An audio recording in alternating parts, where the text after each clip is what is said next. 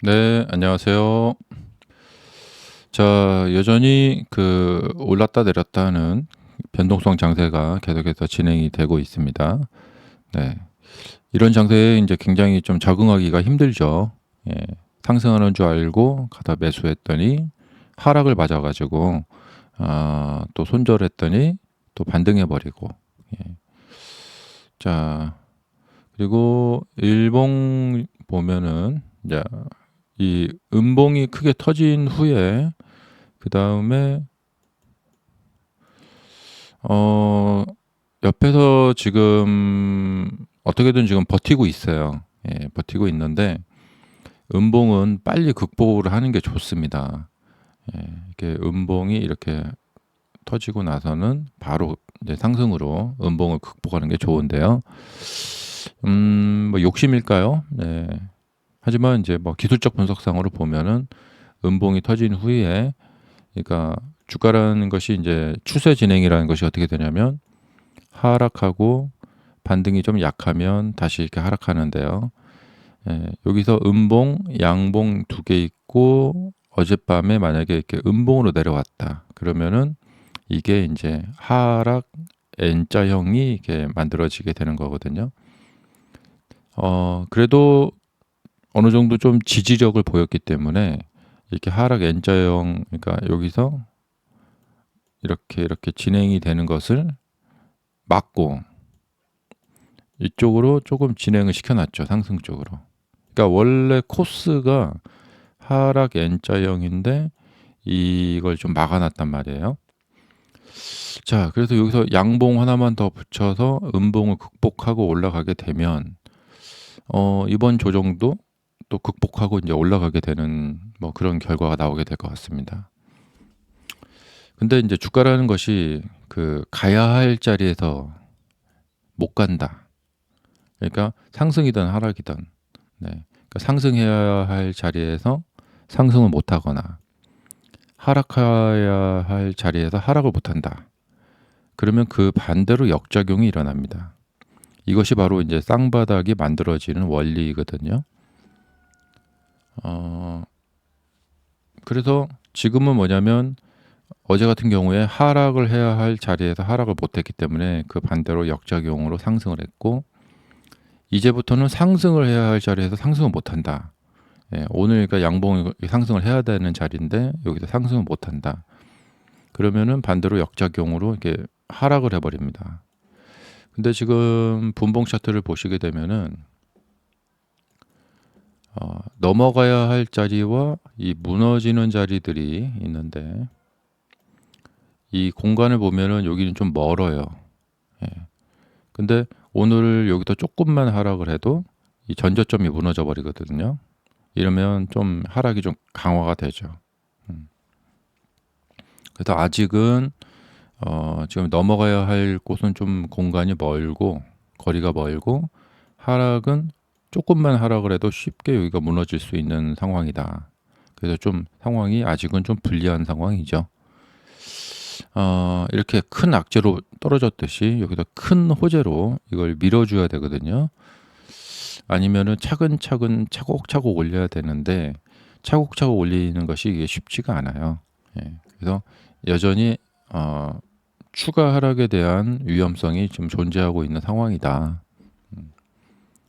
그리고 이제 이게 뭐랄까 유리하고 불리하고를 보면은 그동안 상승을 많이 했기 때문에 주식을 매수한 보유자들이 엄청 많아요. 그리고 이 밑에 공간이 이렇게 많이 비어 있거든요. 그렇기 때문에 이런 경우에 추가 상승으로 올리는 것보다는 하락하는 것이 좀 더 유리합니다. 예. 그래서 주식의 본질이죠. 뭐냐면 상승한 주가를 계속 더 밀어 올리는 것은 힘들다. 이게 이제 주식의 본질이거든요. 만약에 이게 쉽다면은 우리가 그냥 상승한 주가를 추격 매수해서 쉽게 돈을 벌겠죠. 예. 근데 대부분 주가들이 보면은 상승을 많이 한 경우에 우리가 추격 매수로 들어간다. 그러면 그 이후에 돈을 벌지 못하는 경우가 대부분일 수밖에 없는 것입니다. 그러니까 이게 이제 정석상으로 보면은 여기서 추격 매수를 하신 분이 원활하게, 쉽게 돈을 벌 가능성은 적어요. 많이 상승한 곳에서 추격 매수한 경우에. 그렇다면 주가가 그런 식으로 움직일 거라는 이야기죠. 그러니까 여기서 조금 이렇게 상승을 하더라도 여기서 매수하신 분이 여기서 매도를 하지 못하거든요. 왜냐하면 원하는 충분한 수익률이 나오지 않기 때문에 그렇습니다. 그러니까 여기서 매수하신 분은 이렇게 떨어졌을 때, 급락했을 때 매도를 해서 수익을 얻을 수가 있어요. 예. 그래서 역사상 보면은 추격 매수한 사람이 돈을 버는 경우는 별로 없기 때문에, 예. 왜냐하면 또 개인 투자자들의 원하는 수익이라는 것은 이 수익의 목표가 상당히 커요. 예. 그래서 한참 상승을 해서 거기서 꺾였을 때 팔면은 그나마 좀 돈을 벌게 되는 거죠. 이런 논리로 보자면은, 좀 이쪽에서 매수하신 분이 조정을 안 당하고, 그냥 이렇게 수익을 볼 가능성은 적다는 것이죠. 그러니까 여기서 뭐 다소 상승을 할 수 있어요. 하더라도. 하지만 매도를 해서 수익을 낼 만큼 충분한 상승이 나올 가능성은 좀 적다는 것이죠. 그렇기 때문에 주가가 이렇게 하락을 하거나 좀 올라갔다 하락을 하거나 둘 중에 하나가 나올 가능성이 크다.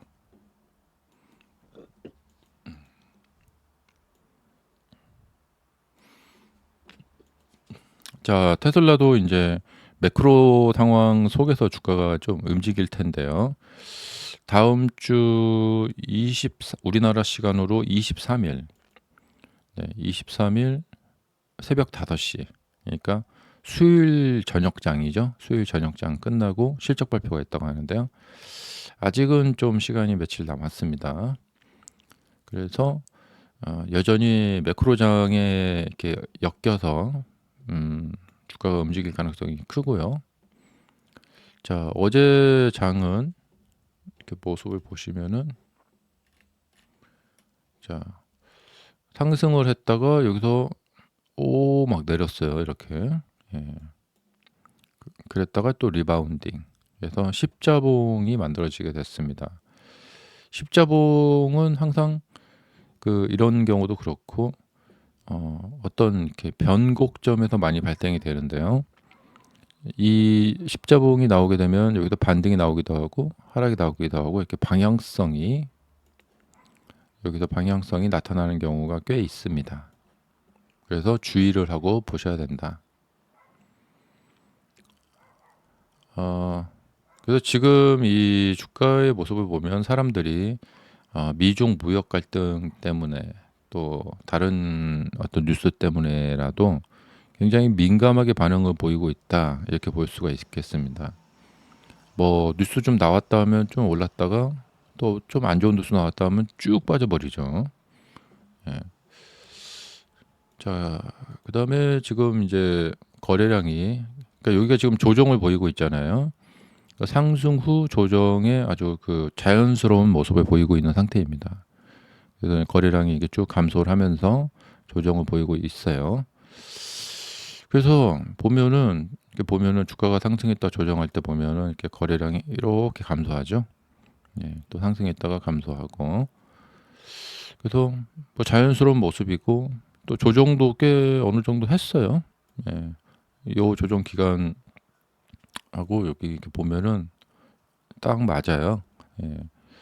그래서 이게 가야 할 자리입니다. 이제 상승 후 조정을 했으니까 그다음에 상승을 가야겠죠.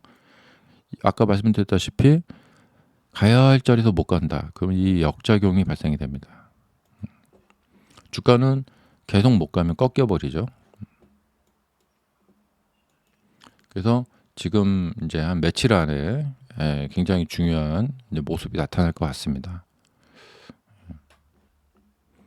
그리고 뭐 뉴스는 다 보셨겠지만, 어제 이제 베센트 장관이, 베센트 장관은 계속해서 중국과 이제, 그러니까 트럼프 대통령은 중국과 이제 극한 대립을 하려고 하고 그런 말을 하고, 베센트 장관은 다소 이제 다독이는, 아직 뭐 중국과 협상 뭐 이렇게 여지가 있다, 뭐 기조를 유지하고 있다. 그리고 뭐 휴전 연장도 더 가능하다. 예. 꼭 뭐 11월 1일 이렇게 딱 아주 뭐 이럴 필요 없다. 조금 이제 유화적인 저수처를 취하고 있고요.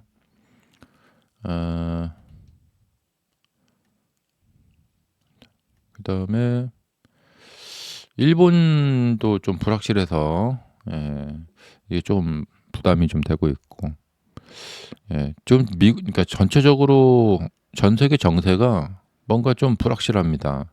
좀 이렇게 불안불안하고, 그다음에 미국 내부에서도 지금 뭐 군대 투입이다 뭐다 해갖고 좀 이렇게 시끌시끌하죠. 근데 주가는 뭔가 안정이 됐을 때 올라가는데, 뭔가 좀 이렇게 조용하지가 않죠. 이런 상황에서 굉장히 이런저런 뉴스에 많이 흔들릴 가능성이 있습니다. 중국, 미국의 식용유 교역 중단 효과 없어. 어제 주가가 이제 또 왔다 갔다 한 것도 이제 트럼프 대통령이 무슨 말 하나 아주 촉각을 곤두세우고 있잖아요. 다들 트럼프 그 트루스 소셜 그거 계속 보고 있을 거란 말이죠. 그리고 오늘은 또 무슨 말 하나 하고 뭔 말 올라오면 또 주가가 움직이고요. 밤에 이제 보니까 그 중국의 식용유, 그러니까 지금 미국의 콩 기르는 농가들 시골 거기가 이제 공화당 이 트럼프 지지세인데, 중국이 이 미국의 콩 수입을 딱 차단한다. 그러니까 우리 콩만 가지고 미국이 자체적으로 식용유 충분히 생산할 수 있다. 중국 거 필요 없다. 뭐 이런 거 뭐 이러고 있는데, 여기서 이제 그런 얘기 했어요. 근데 중국은 미국의 식용유 교역 중단 효과 없다. 압박 그만하라. 또 이런 또 맛 받아치기를 하네요. 그래서 중국과 식용유에 대한 교역을 단절하겠다. 이렇게 공언했다. 밤에 이런 일이 있었죠. 근데 이제 점차 이제 이 재료라는 것이 이제 처음에는 깜짝 놀랐지만 이런 것이 계속 되다 보면은 이제 점차 적응을 하게 되거든요. 그래서 어제 이 주가가 큰 변동이 없었던 것이 이제 좀 적응해가는 단계인 것 같습니다. 중국과 무슨 뭐 교역을 중단하겠다, 뭐 그런 말 해도 변동폭이 그렇게 크지가 않아요. 점차 이제 적응해가는 과정이다. 이런 상황에서는 이제 이 기존의 이 미중 무역 갈등의 재료가 뭐 아직은 이제 뭐 완전히 사라졌다고 볼 수는 없는데, 생각지도 못하게 다른 악재가 터질 가능성이 있어요. 혹은 다른 호재. 그래서 이제 이 이슈에 너무 집중하지 않는 게 좋아요. 이러다가 갑자기 뭐 다른 게 터질 가능성이 있거든요. 그리고 지금 많은 이야기들이 나오는 것들이 뭐냐면 미국 내에 뭐 이제 좀 갈등, 그래서 뭐 내전 비슷하게 계엄령 뭐 이런 거 있잖아요. 그다음에 베네수엘라 침공 뭐 이런 거. 그다음에 중국하고 대만 전쟁 뭐 이런 거. 그리고 이제 금리 인하가 이제 조금 있으면 이제 있죠. 거의 지금 90% 확률로 금리 인하가 예정되어 있는데, 이 호재 또한 이미 알려진 거예요. 그래서 이게 그러니까 금리 인하를 할까 말까 할 때 그게 이제 재료로서의 역할을 할 수가 있는데 이미 알려진 거고, 그리고 이제 앞으로 주의해야 할 것은 뭐냐면 더 이상 내릴 금리가 없는 상황. 그러니까 금리를 좀 빨리 내려가지고 이번 올해 2번 하고 내년 초에 1번 하고 해서 3번으로 끝난다. 그러면 내년 1월이면 벌써 금리 인하가 싹 끝나버려요. 그러면 더 내릴 금리 인하가 없다.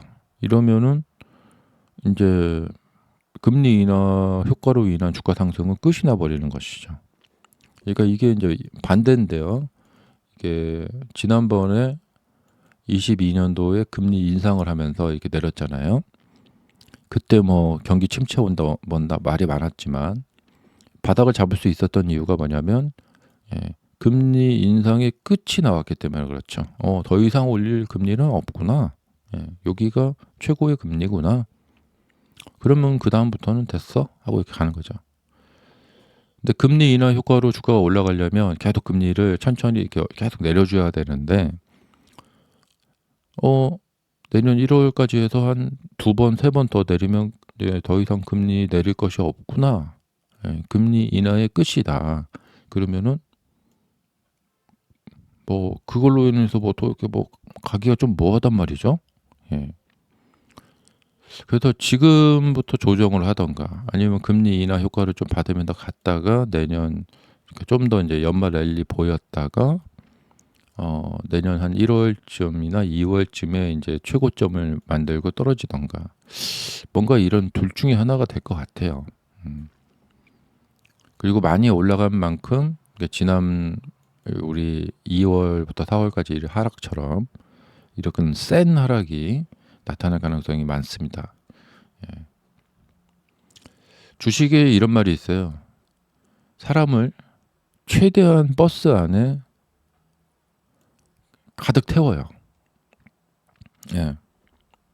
근데 사람이 한 반절만 탔다. 그러면은 버스가 출발 안 하고요. 사람을 최대한 많이 태워요. 만석으로. 그리고 나서 그 다음에 내리막길로 출발을 합니다. 그러니까 사람이 가득 타기 전에는 내리막길로 출발을 하지 않는다. 태울 수 있는 만큼 최대한 태운 후 그 다음에 내리막길로 출발한다. 그리고 사람이 내릴 만큼 다 내리면 그 다음에 오르막길로 출발을 한다. 사람이 내리기 전에 내리지 않는 상태에서는 오르막길로 출발하지 않는다. 왜냐? 무거우니까.